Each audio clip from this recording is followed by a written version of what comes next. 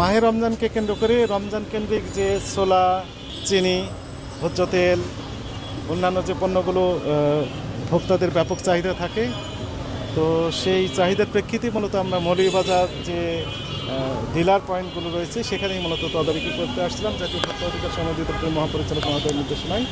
তো এখানে যেটি আমরা দেখলাম যে ছোলা যেটি ব্যাপক চাহিদা থাকে রমজানে, সেটি 8 ফেব্রুয়ারি বিক্রি হয়েছে 75 টাকা প্রতি কেজি। আজকে 18 ফেব্রুয়ারি অর্থাৎ 10 দিনের ব্যবধানে 5 টাকা করে বৃদ্ধি করা হয়েছে। এবং বৃদ্ধি করার যে কারণগুলো ব্যবসায়ীরা বলছেন যে তারা বেশি দামে ক্রয় করেছেন, কিন্তু ক্রয় করার সপক্ষে কোনো ডকুমেন্ট তাদের কাছে নেই, অর্থাৎ পাকা ক্যাশ মেমো রাখার যে বিধান ছিল সেটি তারা মানে নাই। এনিওয়ে, এই কারণে 2 প্রতিষ্ঠানকে জরিমানা করা হয়েছে। একটি 10,000 টাকা জরিমানা আরোপ করা হয়েছে। উনি বলছেন যে ঠিক আছে, আমাদের ভুল হয়েছে, এগুলো কারেকশন করব।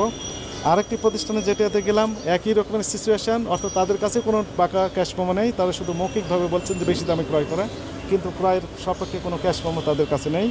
কিন্তু অনেক পরে আসার সময় তারা কিছু ক্যাশ মেমো নিয়ে আসতেছেন যেখান থেকে ক্রয় করছেন তাদের কাছে, তো ক্যাশ মেমো তো বানানোও যায়, এটা অ্যাকসেপ্টেবল হবে না বলে দিয়েছি আমরা।